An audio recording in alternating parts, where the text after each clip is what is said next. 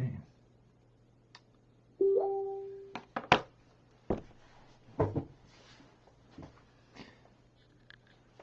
Good morning and welcome to Mystical Teachings from the Tanya.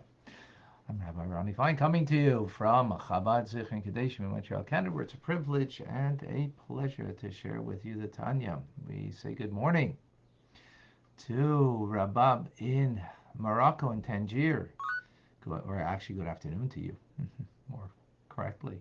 Robert, shalom to you in Boston. Simcha in Florida is with us. John in North Carolina. Good morning. Mikal, I don't know if I pronounced that right, but welcome. Thank you for joining. Rena in Colorado, Boker Tov. Davida and Liba in New York together. Welcome and good Chodesh. Eugenia is with us from Calgary, and Todd is with us from Colorado. Silmara, I hope I got that right. Welcome. Andrea is with us in Phoenix. Susan is in Scranton, joining us. Tony in Costa Rica. Shalom. In Florida, if I remember correctly. Remind me. Michael in Virginia, welcome. Nathan, Paula, and Greg in Bakersfield, California, with us in a bright early morning. Irma in St. Martin, welcome. Deborah in Kitchener, and David in Sacramento. Erica, good afternoon. Shalom to you in Norway. Travis, welcome. Sarah Malka, a good chodesh to you and welcome. Mark in Santa Rosa in California is joined us. Anna in New York, and in Mexico, Yesh in the Philippines. All right. We have Jeff, Eliana, Sina, Josh, Ben, Rachel are with us. Okay. And also we have Mashiach now. Reggie. Esther is with us. Christo. Okay. We begin chapter 10. Of course, continuation of chapter 9. And we're speaking about divine attributes. Spheros, as they're called. Spheros coming from the word illumination, actually. 10 of them. 3 intellectual, 7 emotional. And just a point of context that on one hand, Torah and mitzvahs, Judaism, is something carved in stone. It doesn't change. The 10 commandments that were carved in stone, that doesn't change. We don't have the 11th commandment. Although some people will say, thou shalt love your mother-in-law. Right? Just kidding. Or whatever, Everybody has their 11th commandment, but there's only 10 that are carved in stone. There's 613 in the Torah. They don't change. Tefillin can't be that the compartments become 5. We become more religious and have 5 compartments instead of 4 compartments in the on the head tefillin, for example. It's carved in stone. Yet, at the same time, it is dynamic and evolving, which is a paradox, of course. Is it carved in stone or is it dynamic and evolving? Well, it's both. That's the Jewish way. I would suggest that in other faiths, it's either one or the other. In the Western faith, it's more dynamic. There's nothing carved in stone. There's nothing sacred. And in Eastern, it's all carved in stone and nothing dynamic. That's a very gross oversimplification, but it's a generality. In Jewish teachings, we have both things. So, yes, there are only 10 spheros. There's not going to be more. There's not going to be less. Yes, there's only 10 powers of the soul as a result because we're created in the image of God, or a part of God in us. So that's not going to change. But what's dynamic is our understanding. Our understanding is dynamic. What do I mean by that? So before the Kabbalists came around, in order to understand from how do we get from God to us, how does the influence or the creative influence from God to us? So the Chokrim, and I don't know exactly how to translate that properly, Jewish philosophers, perhaps, that gave us an insight as best as then was to understand that this concept of the influence from the infinite to the finite, the influence from God to humanity. And the term that they used was shefa. Shefa means flow, an influence, actually. A shefa would be, for example, and it's not going to be a good one because I didn't fill up my cup with some Maim Chaim, which I should have, to make the point at least. Um, so, you have water in the mug, or you have coffee in the mug, or you have, let's take wine. Shabbos is coming, Kiddush, right?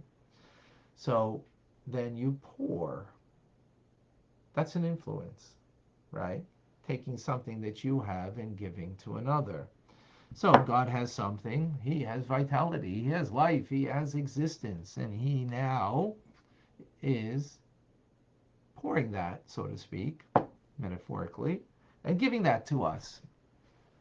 Um, so in this metaphor, of course, it's only a metaphor, and that itself, the concept of metaphor is very important because when we're talking about abstract ideas and we want to bring clarity to it, we engage in metaphor and a mushal and an analogy in order to understand the analog. And you know, if it's a one from the sages, then it's going to be very particular and very detailed, and it's going to have a lot of deep insight into it. So Shefa was this idea, right? Influence, flow of influence. The problem with this metaphor is that you're taking from the essence of where it's coming from. Furthermore, when you pour from the mug into something else that is now a recipient, you are now have less in the mug. And furthermore, it takes effort to do this, right? To pour. There's an engagement involved. He's askus involved. And as a result, that's a breakdown in the metaphor. Um, that's a breakdown in the metaphor, these ideas, that it doesn't really bring the idea out as clear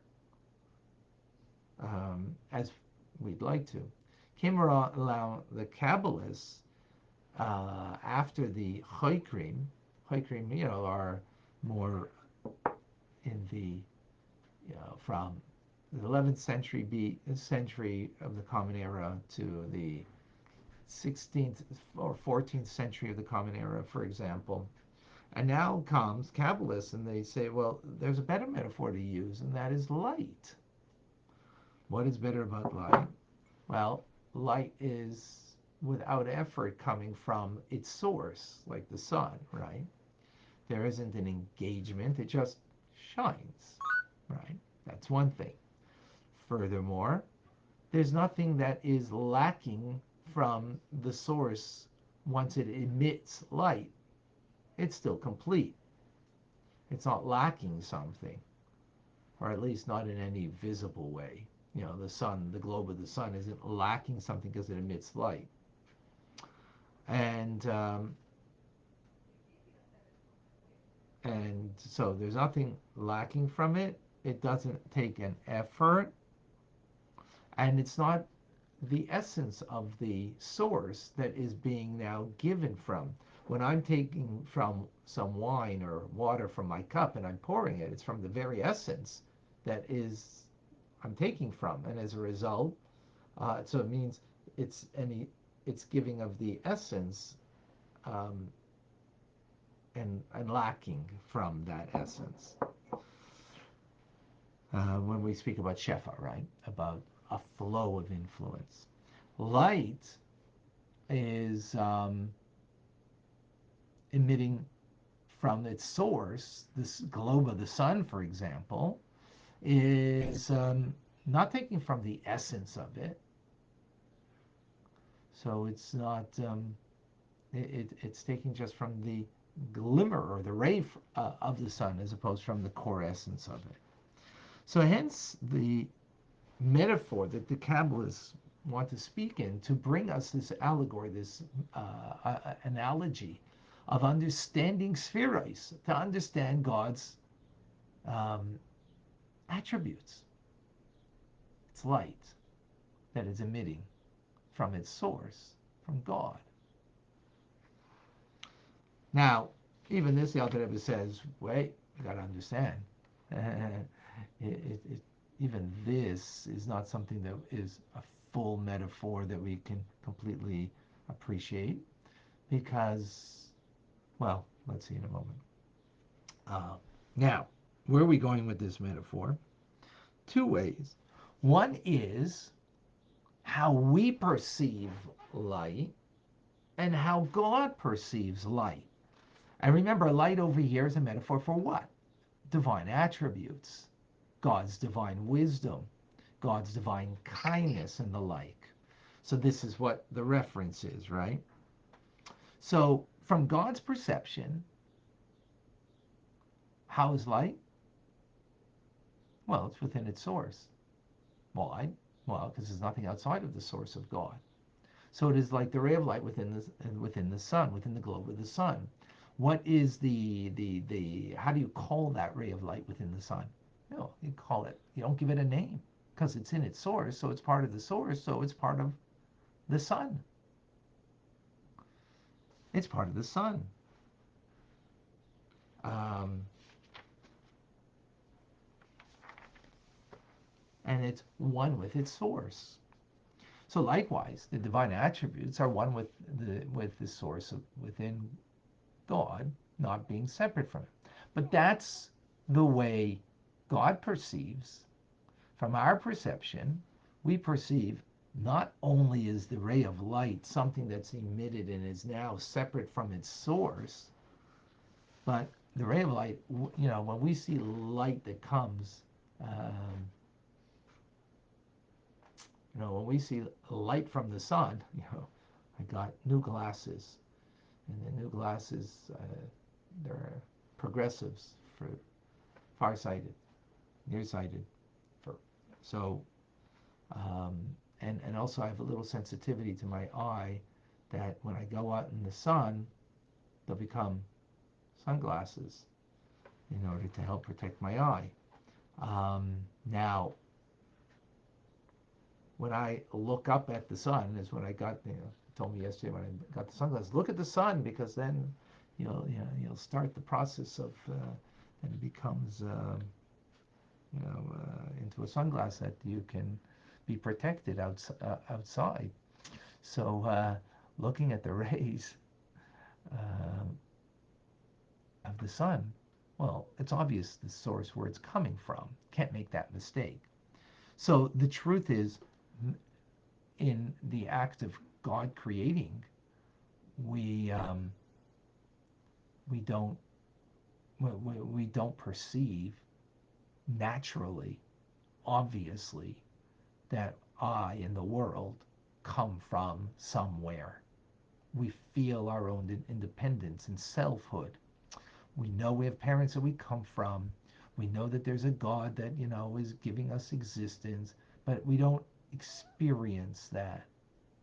When I look at the rays of the sun, I experience, and it's very like an obvious thing that it emitted that ray of sun that I'm, exposed to from a source, the sun.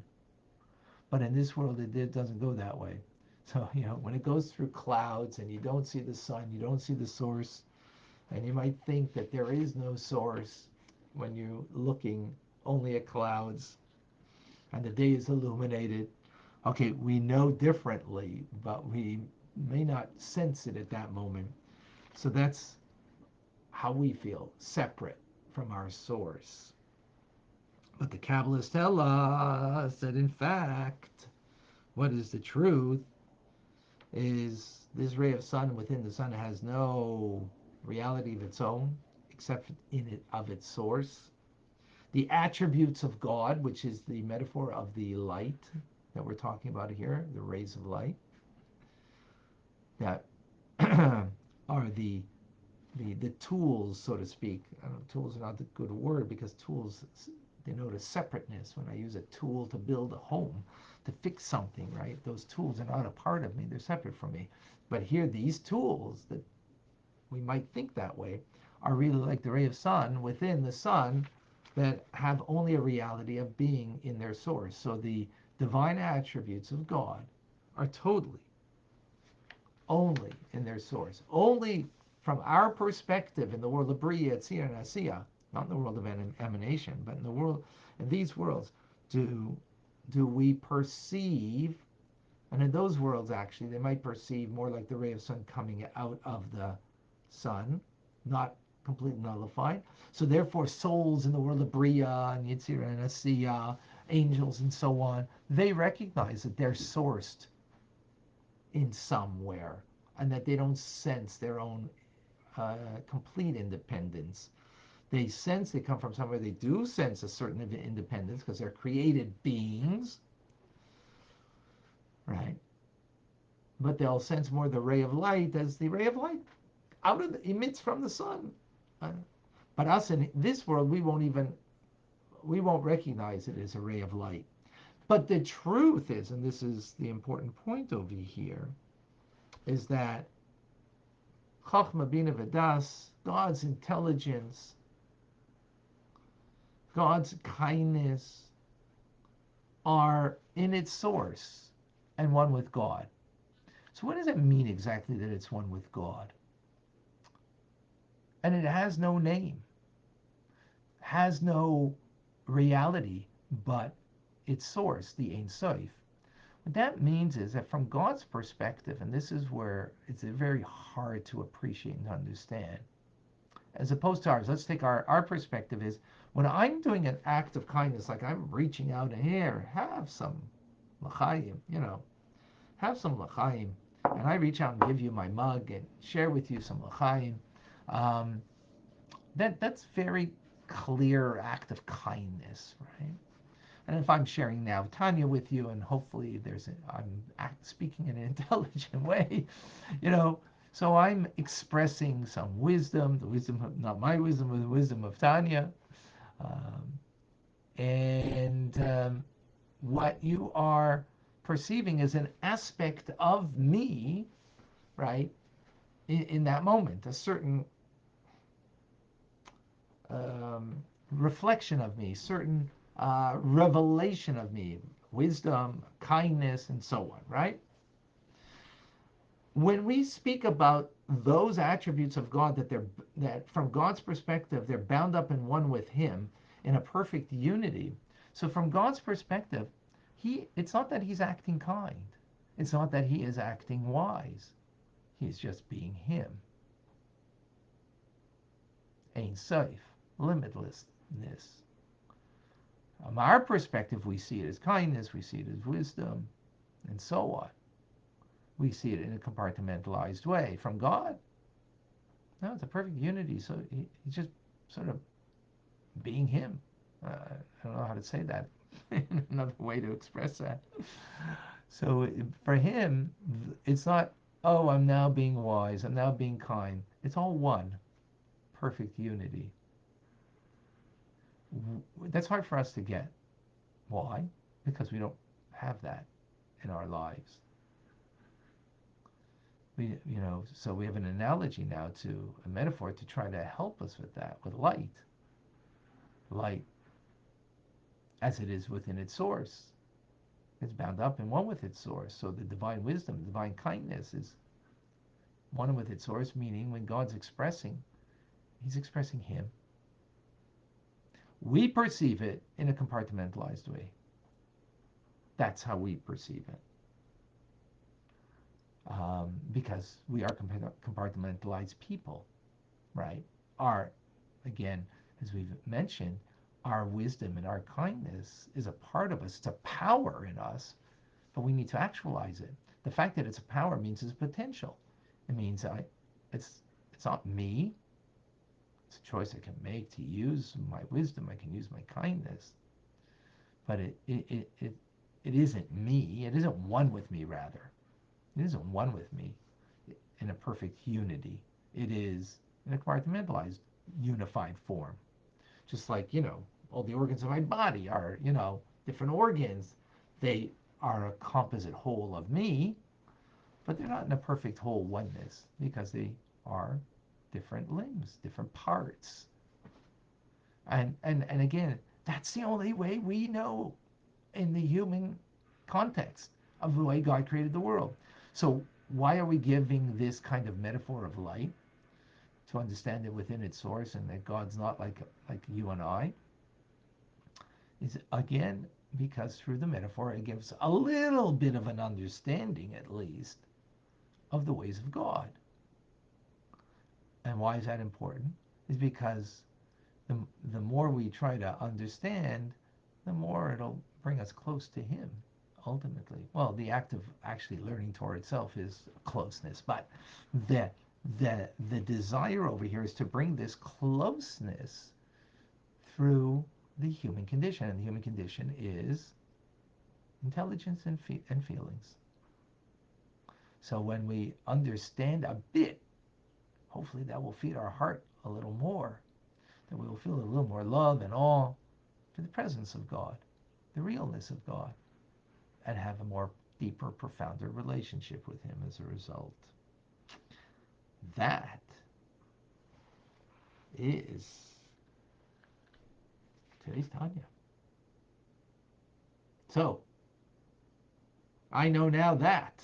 Please share what you know, what you learned from here. And if you have any questions, any thoughts on this, profound, deep ideas, if you notice that every day we have something new to learn, that the Alter Rebbe offers us something, even though here it's very nuanced, very, but if we pay attention, and we'll see that every day there's something to learn to help us grow and to make us better Jews, better human beings, closer to the truth, closer to God, and to Torah mitzvahs ultimately. So, do we have any questions, any comments? Alice has a question. Okay, Alice, did you put a question mark before? Let me find your question.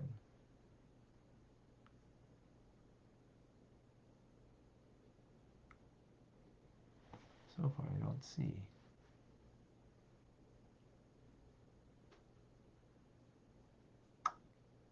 Give me a moment here. While I look.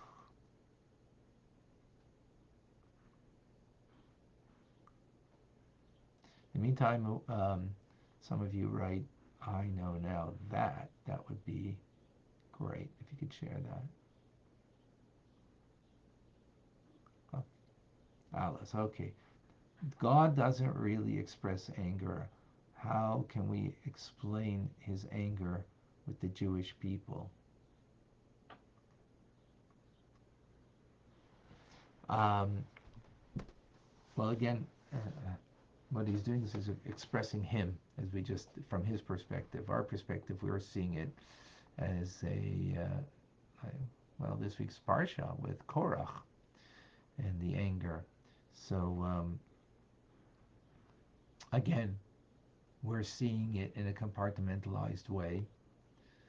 Really, what God is expressing is it let's use the metaphor of the sun. Let's use the metaphor of the sun. So looking at the sun, actually I think it was yesterday, I think here in Montreal at 5:39 in the morning, or maybe it was the day before, I don't remember now. I just remember hearing on the news that you could look at the sun and see a solar eclipse. maybe it was 2 days ago, a solar eclipse, and they said don't look directly at the sun because it could be damaging. Right. So, I mean, light, sunlight, damaging? Yeah, it can be damaging. It's too powerful. It's too powerful. Yet light is not only healing but life-giving, light from the sun. So, what do we make of this? So, as the Alter Rebbe explains in other places in Tanya, and we're going to get to it later also, um, is that from the influence above, from the light above, there's two places light comes from, two worlds, so two dimensions. One is the hidden world, one is the revealed world. The revealed world is revealed light that is nourishing, life-giving, right? That the trees, through photosynthesis, they grow vegetation, and all right, and we um, have life from that, from the rays of the sun, of the light. But then there is a light that is from the hidden world, which is too powerful of a light, and therefore it's painful, and it's can even destroy. But ultimately, it's coming from a deeper place from within God. It's coming from a deeper place. So what we perceive as God's anger is coming from a higher and greater place that is devolving into this world as something painful and destructive. But yet at the same time, it's coming from a higher place. What does that mean from a higher place? Yeah, but Korach and his, 250 got destroyed. That's true. Um, they were killed. Well, killing definitely looks like painful and destructive, absolutely. But when we understand that death is not that, but coming from a higher place, from God of all goodness, but that goodness is such a great goodness that it is too much, so to speak, that we can, in the human context, absorb because it's too much light, too much godliness, that we experience it as the opposite. But when we understand that it's not that way, then we have a different perspective. So when God is angry, it's really, take the metaphor of a real good parent who gets upset at you. Why? And may display anger, right? Because remember, it's a display of anger because it's not really anger. It's as we just explained, the oneness of God and the attributes. It's God. It's one with Him. We, because of the human condition, we experience it that way and we perceive it that way. But like a good parent, when a child is being punished, and the parent is giving them real, real punishment, right? But what's motivating the parent? It's only love. I'm talking as a metaphor over here. I know that a lot of parents are not motivated by love, and I'm a parent, and I can't say that I was always motivated by love. Sometimes it's my frustration, but I'm using this as a metaphor, so don't go and say, yeah, but there's no but to a metaphor. Okay, talking about a real parent, a real child. Then when a real parent is motivated only by love to give a very harsh punishment to the child is a real child, they'll accept it. Right? They'll accept it. And that's what we're talking about, because they'll understand that the anger is not anger, it's really love. That's what they'll understand. We're going to learn more about that. That's okay. It's going to come. We're going to learn more about that. Okay.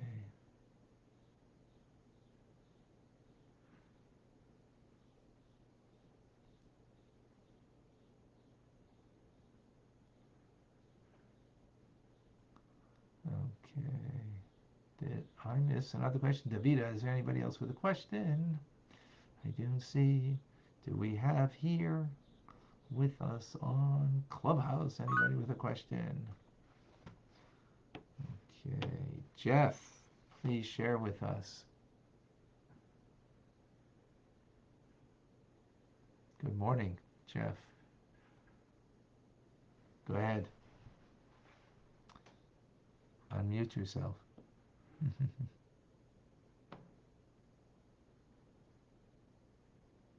Okay, when you're ready.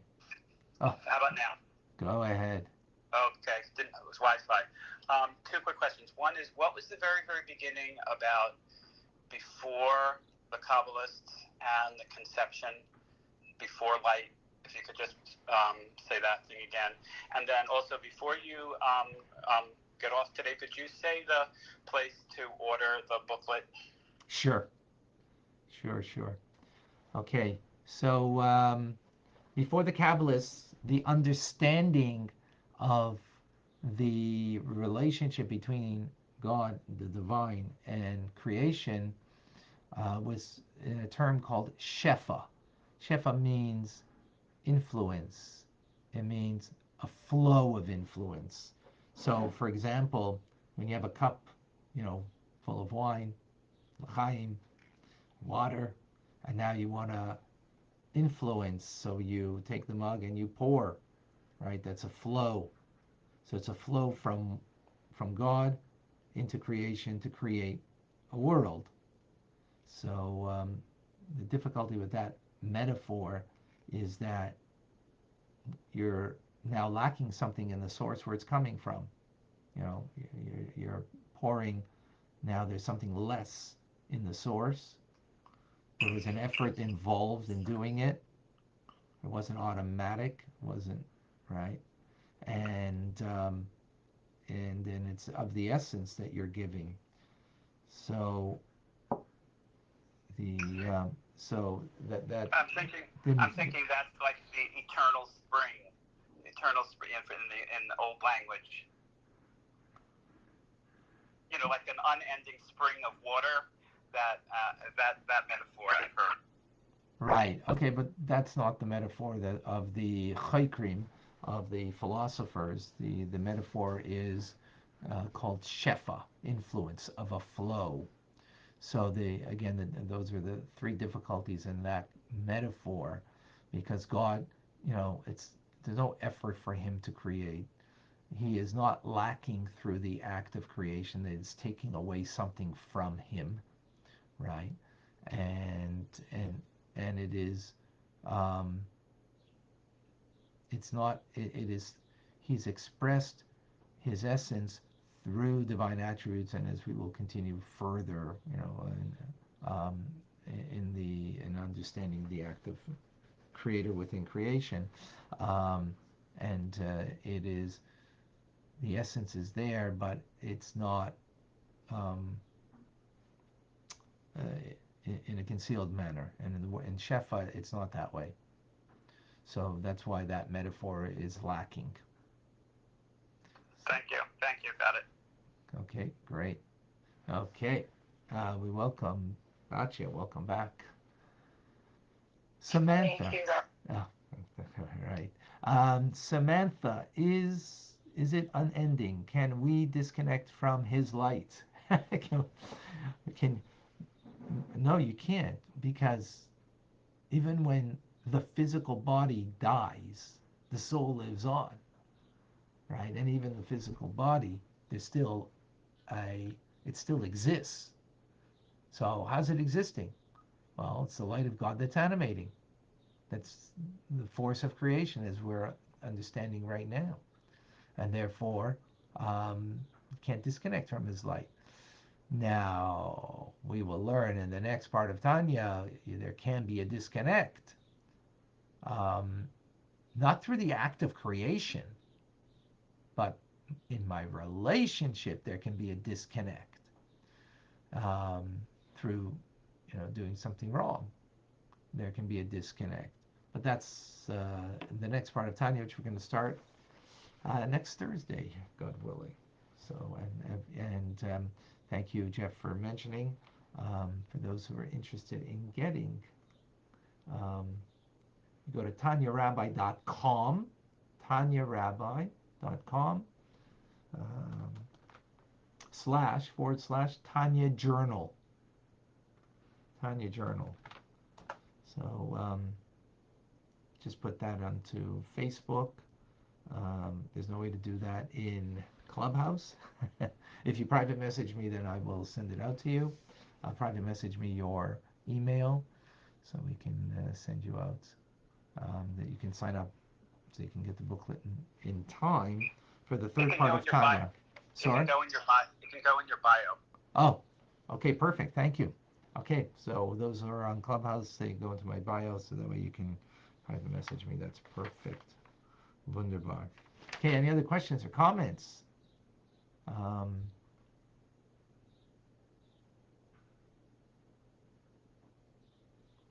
I think we got everybody here. Okay, I know now that, so I saw, Eugenia says, I know now that Hashem's attributes, which we perceive as compartmentalized due to the human condition, are perfectly united and inseparable from the source, right? And the metaphor for that is, and that's what that point, by the way, is something we learned in chapter 9. Now, what was added was metaphor, as we understand. And yes, very good. Irma, I know now that the attributes of God are totally one in their source. They are bound up in one and one with God. It is one with God and has no reality of its own right. In other words, God's not thinking, let me be wise right now and do something. Let me be kind right now. We do that. We think, how should I respond to this? Should I respond to this in kindness? Maybe it should be kindness. Maybe I should do gvura, be strong and create boundaries over here. Um, and or maybe I just gotta use my humility of Hoid and acknowledge that there's nothing I can do about this situation and just let go. Don't try to control. So what am I doing?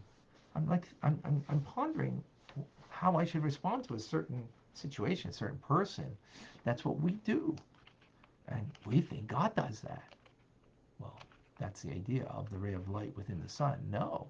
That attribute of chachma, that attribute of chesed, his wisdom, his kindness, totally bound up in one with him, not compartmentalized as it is bound up with me. I hope we got that. Heather, I know now that we may strive to differentiate the oneness of the divine because our understanding is limited. Very good. Okay. John, I know now that the sun and the light are so innately integrated that we cannot distinguish between them. They are one entity, not two. Just as the sun and the light are unified in their source. So the divine attributes of God, the spheres, unified in the essence of God, each attribute is included. Excellent. Very good, thank you. All right, any other questions, comments? Liliana, Sina, Josh, Mayor, David, Tia, Alyssa, Shmuley, Ben.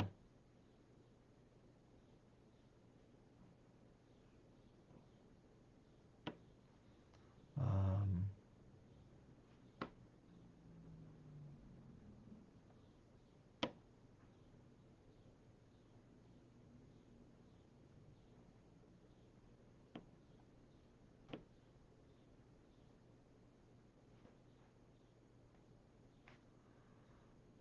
um,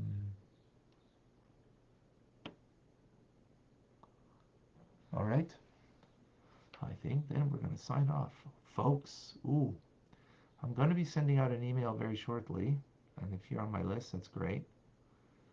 Sunday's Gimel Tammuz, third day of Tammuz, 27th Yortzeit, Hilula of our dear Rebbe, who physically passed on, but is much more present today than ever before, much more real, accessible.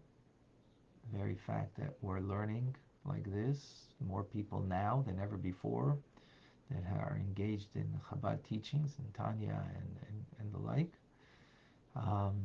is because the righteous live on, continue in a real way, not just in a spiritual way, in a real way that affects our lives. Some of us are aware of that effect, and others are not aware of it. But Sunday is a special day, and we're going to have a special learning. And on that day, Sunday night, we're going to have a fabringen. I will have with a dear friend of mine, Rabbi Chaim Tzvi Groner from Melbourne, Australia. We're in yeshiva together, friends for many years. Excuse me. So yeah, join that Sunday night at 8 p.m. Montreal time, Eastern Standard Time. But most importantly is that it's a very special day and a time to write into the Rebbe for a bracha, blessings in your own life. Let him know who you are if you haven't written in before. You write your Jewish name and your mother's Jewish name. If you're not Jewish, you write your name and your father's name, the son or daughter of. And let the Rebbe know who you are. Ask for blessings for whatever that you need. Really great day, an important day to do that on this Sunday. I am going to be writing in, and I'm going to mention all of you, but I can only do that if you send me your name. So if you're Jewish, your Jewish name with your mother's Jewish name. If you're not Jewish, then your name, full name, that you know what you're called, and your father's, and that you're the son or the daughter of. So I'm going to send out an email. Those are on the email list. They'll get it and they can respond that way. If you are not, so private message me, so we can get in some blessings for all of us. We all need it.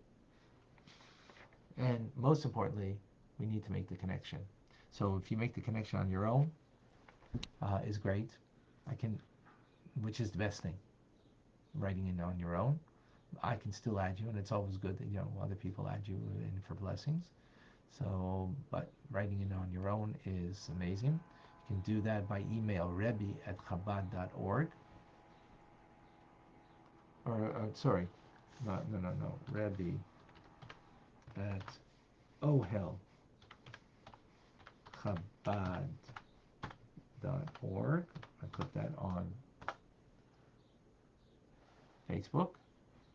So you have the connect. That's the email. Or you can go to Rebbe.org, or Chabad.org, and you can do it through there.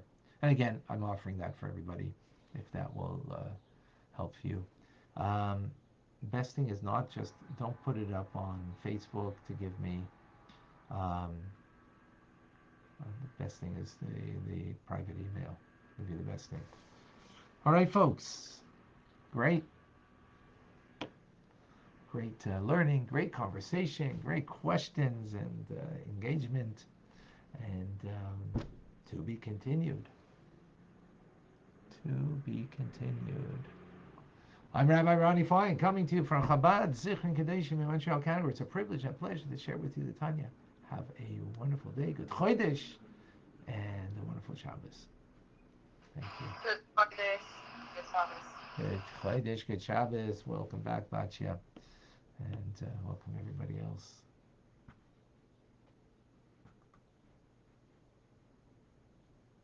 Oops.